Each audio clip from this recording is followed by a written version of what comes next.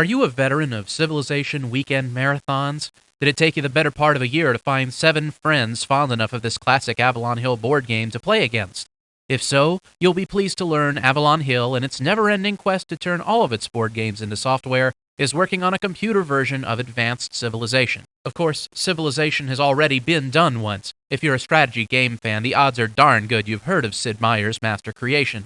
But you may not be aware of the fact that the board game was one of the inspirations for Microprose's classic title.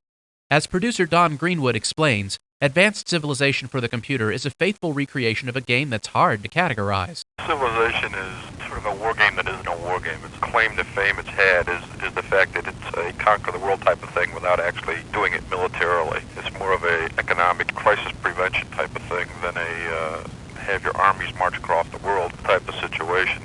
It's more of a economic and control your resources type of game. In Advanced Civilization, you progress by building cities. You must support those cities with a sufficient population.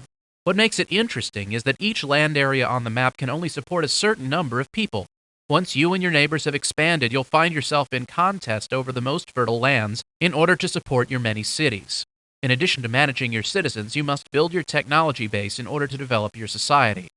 According to Greenwood, all of this needs to be accomplished without the luxury of overrunning your opponents with your armies. This is a conscious design decision in this particular game by the original board game designer. He did not want a player to be able to, quote, conquer the world. He gives every player a finite amount of resources, and within those resources you have to constantly balance what you have to proceed up the technological ladder towards civilization, rather than just plain flat-out conquering the world militarily. That's why you're given a ceiling on how many forces you can have in terms of military pieces, that sort of thing. It's a very good, very delicate balancing act, really, which makes it stand out from conventional war games. The original Civilization board game spawned a whole cottage industry of add-on sets, including additional trading cards and extended maps.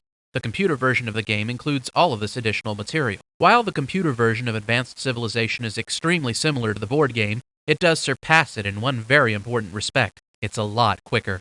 Greenwood, a 20-year veteran of board game design, says the software does a lot of the work for you. The biggest asset that this game has in the computer environment is it's going to be much, much faster to play than it is in the board game. The big knock on this game as a board game was always that, 1, you had to have 8 players to be able to play it, and 2, that it took forever to play. So it was very difficult to get a complete 8-player or 7-player game of this done in one evening, or even in a weekend. It was quite an enterprise to get the game played from start to finish. And the computer version, of course, saving the game and the fact that it plays so much faster, that can all be done in an evening.